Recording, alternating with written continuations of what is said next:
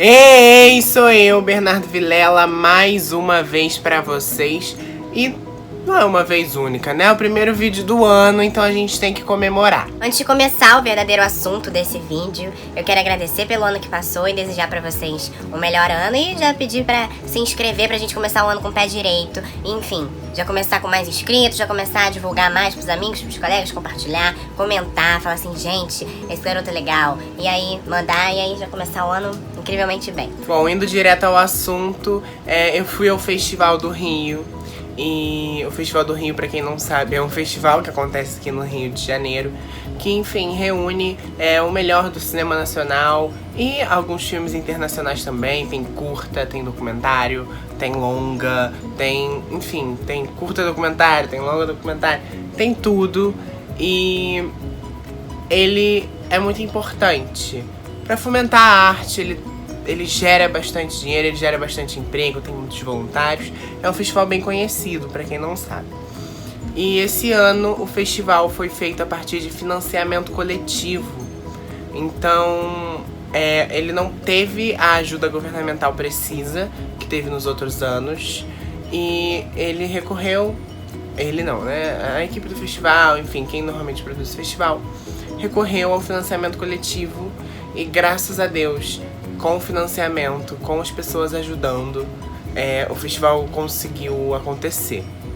E o que é muito triste, né, assim, não ter um apoio governamental, não ter nada disso.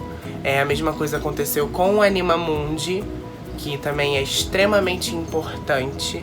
Eu já falei disso num vídeo meu sobre festivais de cinema. Vou ver se eu deixo aqui linkado pra vocês verem. E assim... gente, vamos dar voz ao cinema, vamos assistir filmes nacionais e principalmente ir aos festivais. Porque festival, mesmo que, tendo toda aquela coisa de festival, porque muitos têm esse glamour e tal. O Festival do Rio tem seus tapetes vermelhos, tem umas sessões para convidados e tal, mas acaba sendo muito mais acessível. E você acaba assistindo filmes que não chegariam até você, porque não são mainstream. Então, eu acho que vale a pena você ir lá, assistir, sabe, tem debate, tem tanta coisa. Eu vou explicar ao longo do vídeo a minha experiência com o festival, que foi a minha primeira vez, inclusive, esse ano. Quem me acompanha no Instagram, quem me segue lá, já viu que eu fui. No Instagram eu fui colocando tudo que eu achei, fui mostrando os debates. Então tem um destaque lá, que lá tem umas imagens exclusivas que eu não vou mostrar aqui no vídeo. E tem algumas partes do debate, enfim, vocês vão ver. Bom, Bernardo, como é que eu faço pra ir no Festival do Rio? Começa por aí. Então, vende ingressos pela internet, os ingressos variam o preço de acordo com a sessão, de acordo com a categoria, porque o Festival do Rio, no final, acaba tendo premiação, então você pode votar, tem categorias populares e não, tem júri, enfim, tem várias questões, mas na internet tem como você comprar tudo.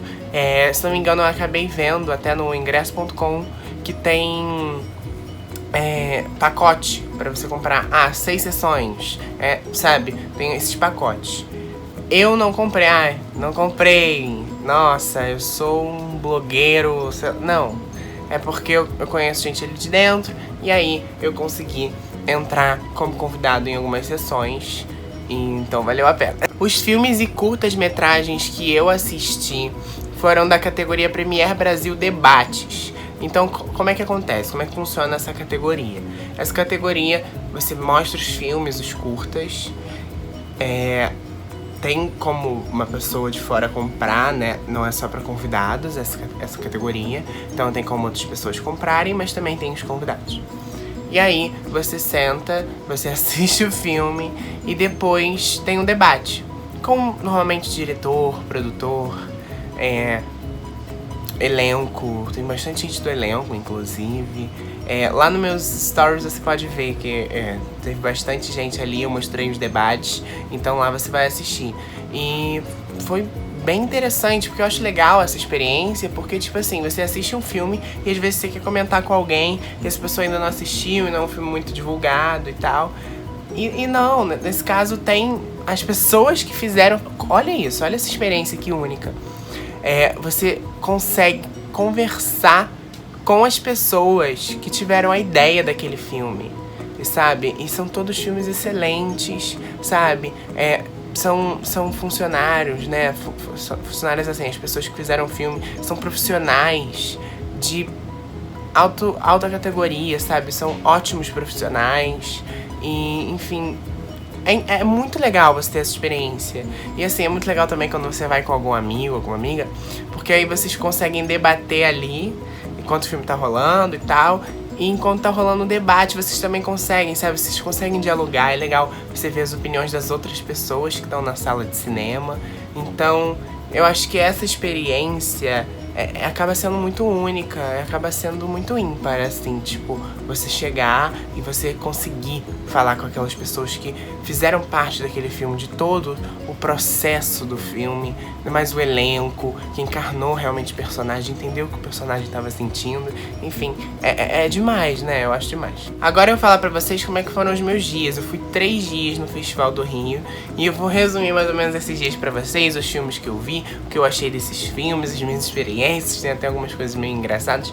Eu vou falando ao longo do vídeo aí, você vai ver, então já deixa o like também. Eu tô abrindo brecha toda hora pra deixar o like, pra compartilhar, pra se inscrever. Vamos lá, que esse ano vai ser assim. O primeiro filme que eu assisti foi Fé e Fúria, de Marcos Pimentel, que é um filme que trata, é um documentário, no caso, e ele trata sobre esses conflitos religiosos nas periferias e acho que a maior parte do filme é Rio de Janeiro e BH, Belo Horizonte. E aí você vai vendo o crescimento das religiões evangélicas, né, das religiões pentecostais e os conflitos religiosos que existem com religiões de matriz africana. Você vai vendo pessoas de ambos os lados falando sobre isso. Então tem pastor, tem mãe de santo, tem tudo ali. E você vai vendo o que cada coisa sofre e como é atingido com o crescimento do tráfico e como o tráfico é atingido por essas religiões também. E então é muito interessante, são vários tapas na cara que você leva ao longo do filme.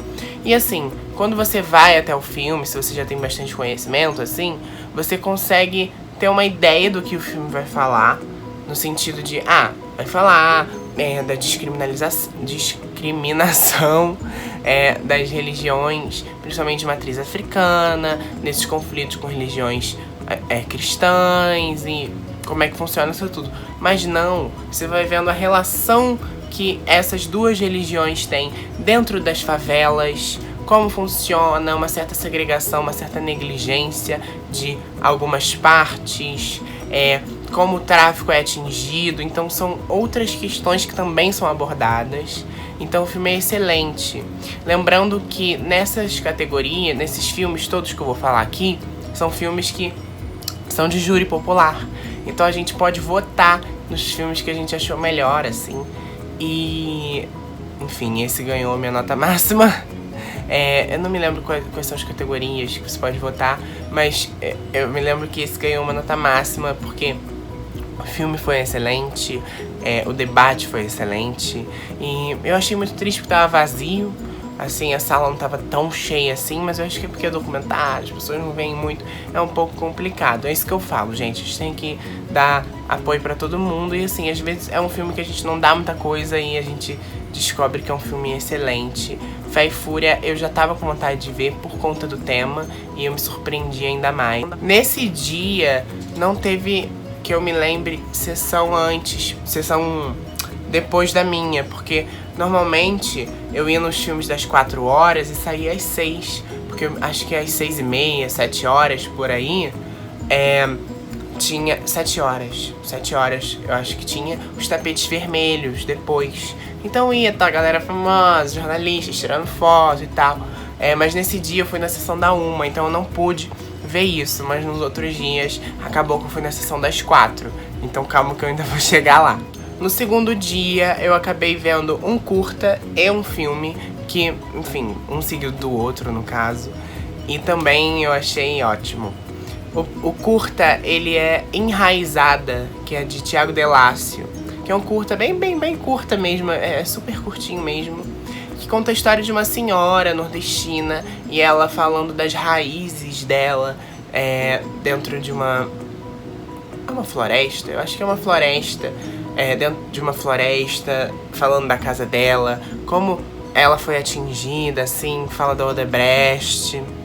Pois é, como ela foi atingida com, enfim, as obras que tiveram. Você vai vendo que é no meio de uma cidade, que tem uma floresta, e ela vai passando pelos resquícios da casa dela, falando sobre a vida dela. Você vê que é uma senhora super humilde e tal, e também é muito legal. Mas eu tive um problema com esse curta, que foi o áudio. Eu não achei o áudio muito bom, assim. Não sei se era porque...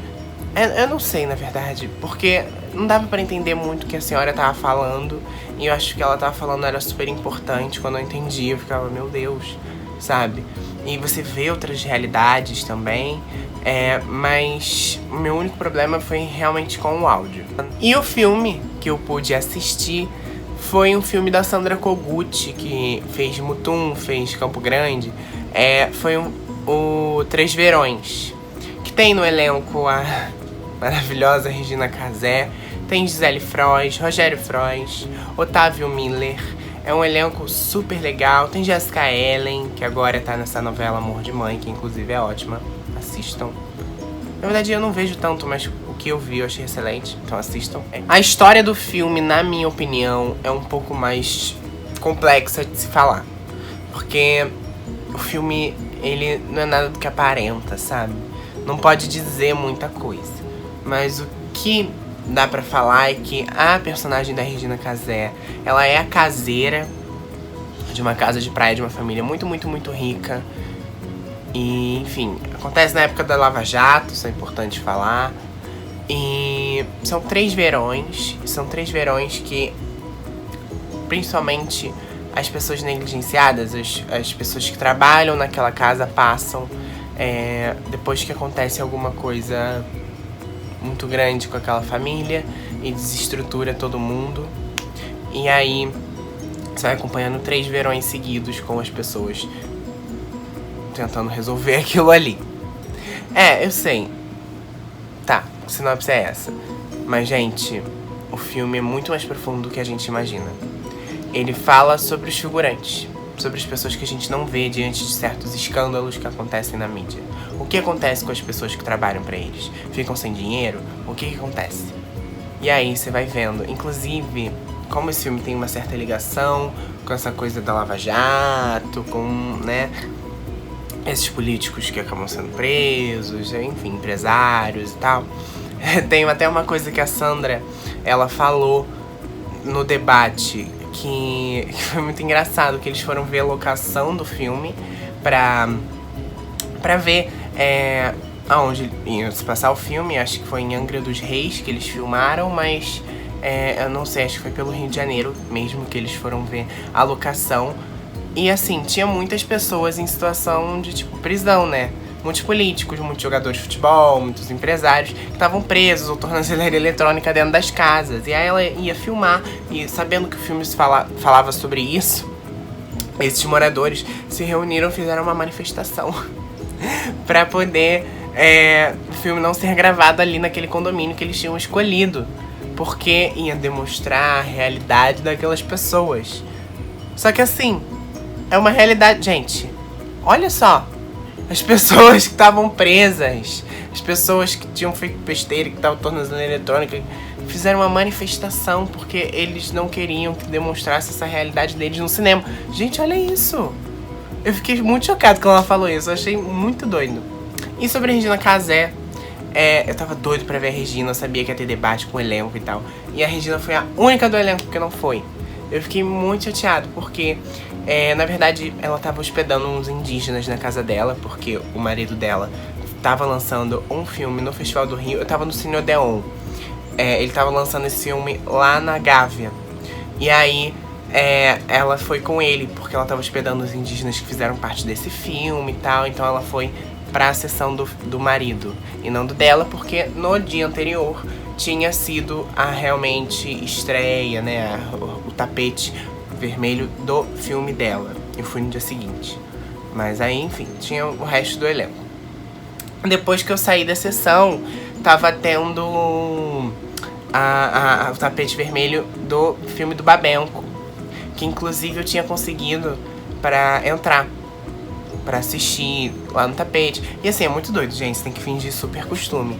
Porque é um Marcos Palmeira, é uma Bárbara Paz, sabe? É um Cauã Raymond, uma Matheus Solano, que tu olha e tu fica, meu Deus do céu, o que eu estou fazendo aqui? Gente, se explode uma bomba naquele lugar, acabou o Globo. Acabou tudo. É muito doido. E aí eles lá, posando, tirando foto, sabe? Fazendo uns negócios assim, no tapete. E no último dia de festival que eu pude ir, eu assisti o curta Bicha Bomba, que foi dirigido pelo Renan de Silo, que é um curta que fala sobre como a homofobia atinge em níveis extremos as crianças, principalmente. E aí fala da morte de um menino que aconteceu de verdade, tem imagens daquela criança e, enfim, é um discurso político muito forte. E é um filme realmente muito pesado de você assistir. É um curta, no caso, mas é muito pesado você ver o que aconteceu no crime e tem um discurso político forte no sentido de, sabe, é uma pessoa falando, eu não sei se é o próprio diretor, eu acho que não, mas é uma pessoa falando e discursando sobre isso, falando o que aconteceu com o menino e um pouco da experiência dele. O diretor é gay, então eu pude falar com ele, pude conversar, vou deixar aqui pra vocês depois que eu terminar de falar. Pude conversar com ele, inclusive quem me segue no Instagram viu antes. E ele falou um pouco da experiência dele mesmo com esse filme. E aí, enfim, vocês vão ver o que ele falou aí. E eu achei muito legal. Eu achei realmente esse filme muito bom. Oi, gente, eu tô aqui com o Renan, ele é o diretor do filme Bicha Bomba. Eu queria dizer que é um filme que fala sobre LGBTs, principalmente sobre esse preconceito, fala sobre a morte do Alex, que aconteceu de verdade. Eu queria saber o que você quis transmitir, o que você quis falar, como é que foi o processo, como surgiu o processo de fazer esse filme, esse curta. Bom, Bicha Bomba eu acho que nasce muito das minhas memórias como criança viada, sobre o que era permitido, o que não era permitido, o que era possível, o que não era possível. Porque na verdade ser uma criança viada não era possível, não existiam referências, então a gente praticamente não existia. O filme ele surge a partir disso como, acho que, um enfrentamento e, bom, depois, né, agora com 30 anos, eu refletindo a respeito disso, conseguir trazer algumas reflexões mesmo. E junto disso, acho que conversar com momentos também que a gente está vivendo na política sobre educação de gênero, educação sexual, na escola ser muito debatido, ser proibido e não poder ligar nada relacionado à sexualidade, a gênero das crianças, o que é uma mentira, porque não se pode ligar quando a sexualidade ou tem a ver com os LGBTs, porque sexualidade hétero com criança sempre existiu e sempre foi válida e sempre foi aplaudido. Enfim, o curta ele discute muito a respeito de como os discursos criam a LGBTfobia, como esses discursos narram nossos corpos, narram os corpos das crianças, e como esses discursos eles possibilitam tanto a homofobia, a LGBTfobia, a transfobia, a lesbofobia, como eles também impossibilitam as experiências. Enfim, eu acho que a gente discutindo isso, e acho que apesar de toda a repressão, toda a censura que vem sendo forte aí, mas eu acho que tem muita possibilidade. A gente está começando a discutir bastante isso, a gente está começando a discutir gênero, então vamos seguir adiante, vamos continuar falando sobre isso e vamos continuar defendendo as crianças que são todas e diversas. Estão morrendo todos os dias, né, infelizmente. E é isso, gente, vamos assistir Bicha Bomba. E participem do Festival do Rio também, que tá maravilhoso. Sim, vamos valorizar o cinema nacional. Obrigado. Obrigada. E o longa que eu pude assistir foi o longa Fim de Festa, que é do Hilton Lacerda, mesmo diretor do filme Tatuagem. Inclusive assistam Tatuagem, é um filme super legal. E Fim de Festa é muito legal também. Eu gostei demais desse filme. E assim, o roteiro é muito bem trabalhado. O roteiro é incrível.